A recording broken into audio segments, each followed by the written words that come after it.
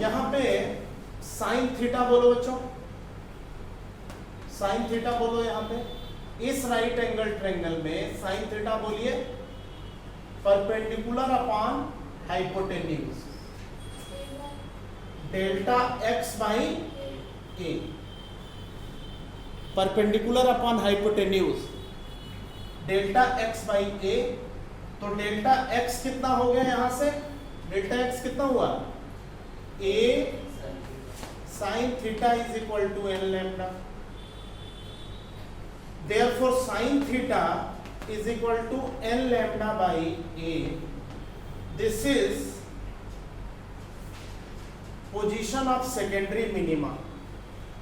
Theta जो है यहाँ पे इसको जनरली sin थीटा n लिखते हैं, n lambda by a. Position of यही लिख सकते हो angular here theta n, angular position of secondary nth secondary minima, nth secondary minima, यानी इस पॉइंट पे अगर nth डार्क फ्रिंज बनेगी तो उसकी angular position sine theta n lambda by a होगी।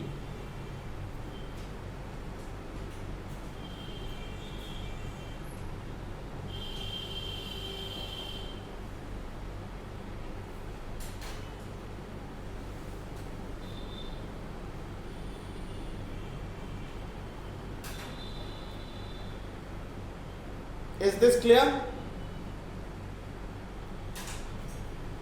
Yes. Is this clear? This is case 1. अगर आपसे ये कहा जाए कि reference point is the position of second secondary minima, reference point is the position of second secondary minima, तो n की value 2 हो जाएगी। सेकेंड डार्क फ्रिंज की distance, angular position third secondary minima, यहां पे थर्ड डार्क फ्रिंज बनेगी, n3 हो जाएगा। Fifth secondary minima position n is equal to 5। Is this clear? Case 1 समझ में आ गया पूरा? केस 2 लिखो। Case 2 position of secondary maxima, case 2 position of secondary maxima, position of secondary maxima. Reference point P, reference point P is the position of secondary maxima, reference point P is the position of secondary maxima if path difference is 2n minus 1 lambda by 2। Interference का just reverse, path difference is 2n minus 1 lambda by 2। Path difference is 2n minus 1 lambda by 2। Is this clear बच्चों? अगर इसको हम +1 रखें तो 2n n की value अगर हम 1 लें तो 2n minus 1 की वैल्यू कितनी होगी? क्या होगी? 1 होगी। और 2n plus 1 की वैल्यू क्या होगी? यानी n इज इक्वल टू 1 के लिए, समझिए ध्यान से समझिए, n इज इक्वल टू 1 के लिए पाथ डिफरेंस 2n minus 1 के अकॉर्डिंग क्या होगा? लैम्डा बाई 2, यही होगा ना? और अगर हम 2n प्लस 1 लैम्डा बाई 2 लें तो n के लिए डेल्टा x क्या होगा?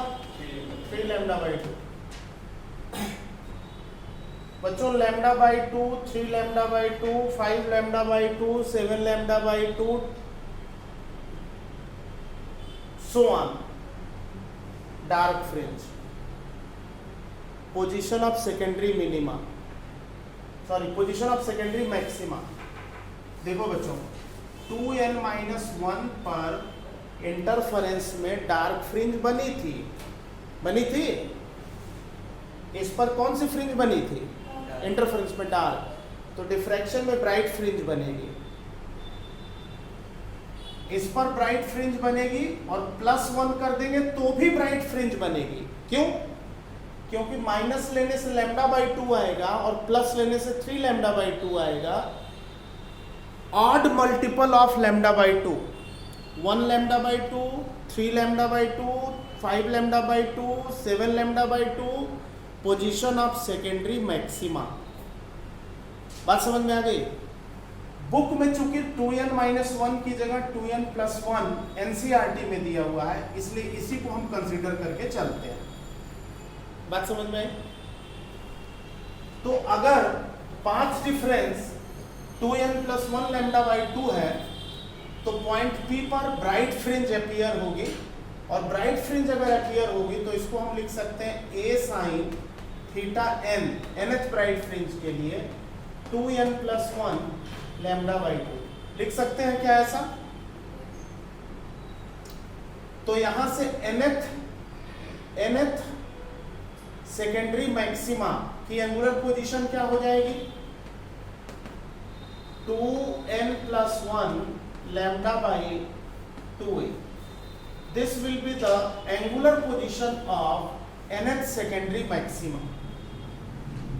This will be the angular position of nth secondary maxima.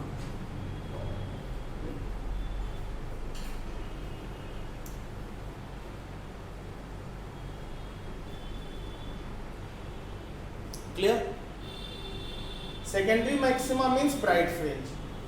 इस पॉइंट पर फर्स्ट ब्राइट फ्रिंज बन रही है, n की value 1, sine theta 1, 3 lambda by 2a। First bright fringe sine theta 1, 3 lambda by 2a, angular position. समझ में आ रहा? Third bright fringe n की value 3, sine theta 3, 7 lambda by 2a. Is this clear? So this was case 2, case 1 and case 2. Clear? इतना समझ में आ गया? अब लिखो बच्चों, graphical representation of diffraction pattern. Graphical representation of diffraction pattern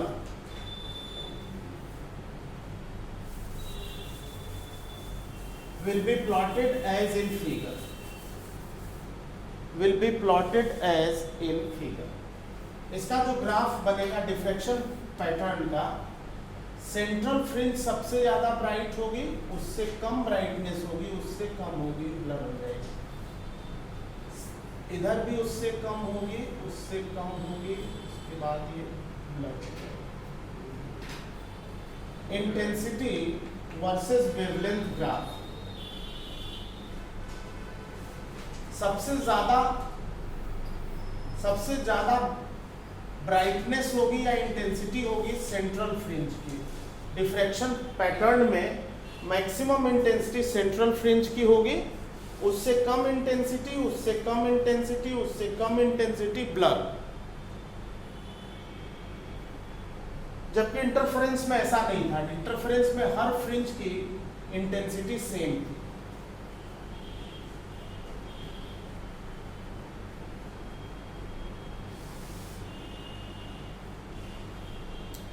ठीक है?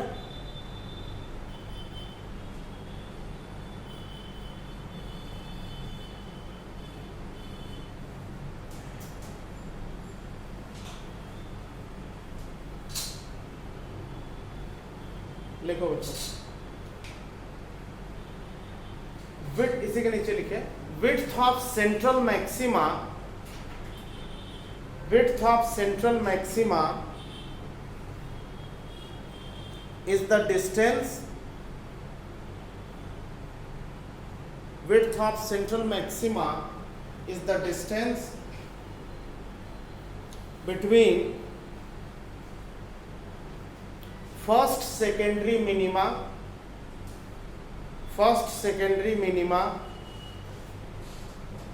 on either side of central maxima, on either side of central maxima। ध्यान से देखो बच्चों, ये सेंट्रल ब्राइट फ्रिंज, ये सेंट्रल फ्रिंज है, सेंट्रल मैक्सिमा है, ये फर्स्ट मिनिमा है, ये फर्स्ट मिनिमा है। इस सेंट्रल मैक्सिमा के इस साइड में first dark fringe, second dark fringe, इस सेंट्रल मैक्सिमा के इस साइड में फर्स्ट डार्क फ्रिंज, इस सेंट्रल मैक्सिमा के लेफ्ट साइड में सेकेंड मतलब फर्स्ट डार्क फ्रिंज के बीच की डिस्टेंस को विड्थ ऑफ सेंट्रल मैक्सिमा कहते हैं। जो सेंट्रल फ्रिंज है उसकी width right side left side minima के बीच की डिस्टेंस होती है। अब अभी जो मैंने आपको रे डायग्राम बनवाया था, उस रे डायग्राम में यहाँ स्क्रीन लिया था और यहाँ पे सेंट्रल मैक्सिमा अपीयर हुई थी। ये जो विड्थ थी वो स्मॉल a थी, स्लिट, और यहाँ पे अगर रेफरेंस पॉइंट है, ये रेफरेंस पॉइंट है, तो विड्थ की बात करें तो सेंट्रल फ्रिंज जो है ऐसे, सेंट्रल मैक्सिमा वाली जो सेंट्रल फ्रिंज है वो इस तरह से थी।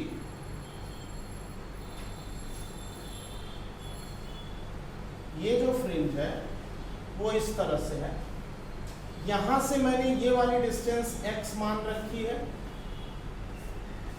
तो यहां से ये वाली डिस्टेंस भी x होगी, और इसका मतलब ये हुआ कि विड्थ जो होगी सेंट्रल मैक्सिमा सेंट्रल फ्रिंज की वो 2x के बराबर होगी।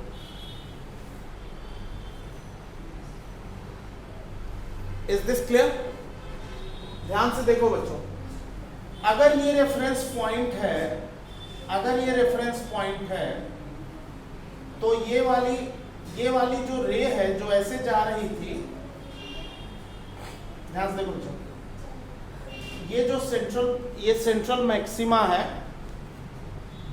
अगर यहाँ पे ब्राइट फ्रिंज बन रही है, इसके करेस्पॉन्डिंग रे ऐसे जा रही थी, तो अब ये पॉइंट यहाँ पे अगर लिया गया तो ये रे जो है वो यहाँ से ऐसे जाएगी, और ये एंगल हमने थीटा लिया था, याद आ रहा है? अभी लिया था, ये वाला पॉइंट यहाँ शिफ्ट कर गया, तो ये वाली रे यहाँ शिफ्ट कर गई, और ये जो है ये एंगल हमने थीटा लिया था, रे डायग्राम जो बनाया था उसमें। ठीक, कोई दिक्कत नहीं है इसमें।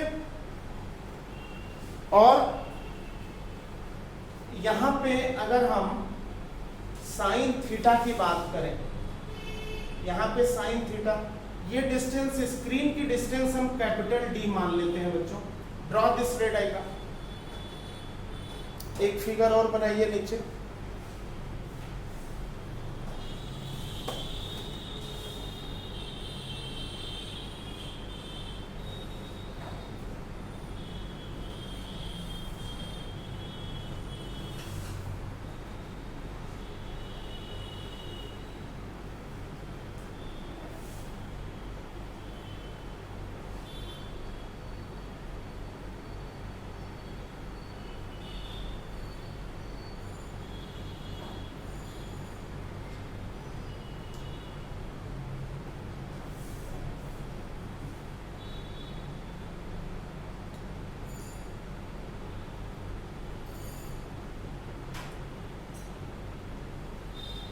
Done, drawn.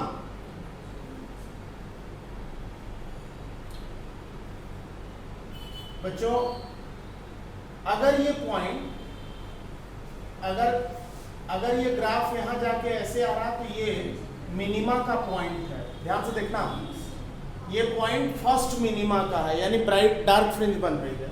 ये जो पॉइंट है ये पॉइंट फर्स्ट डार्क फ्रिंज की है, फर्स्ट सेकेंडरी मिनिमा की है। First secondary minima, nth secondary minima का क्या फॉर्मूला था? Sine theta n lambda by a। nth secondary minima का ये फॉर्मूला अभी हमने बताया। तो अगर ये फर्स्ट सेकेंडरी मिनिमा है तो m की वैल्यू कितनी हो जाएगी? For first secondary minima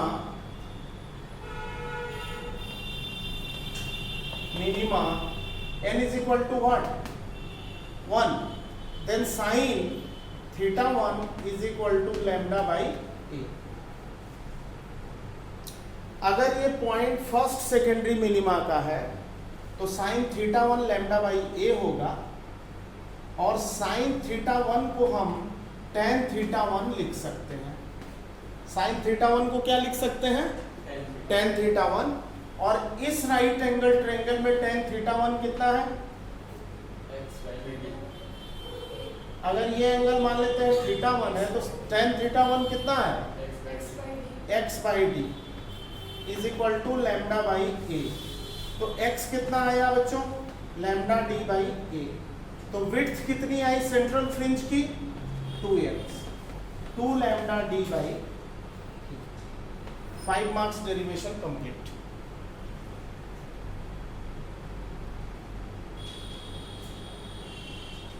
Width of central maxima is 2 lambda d by a।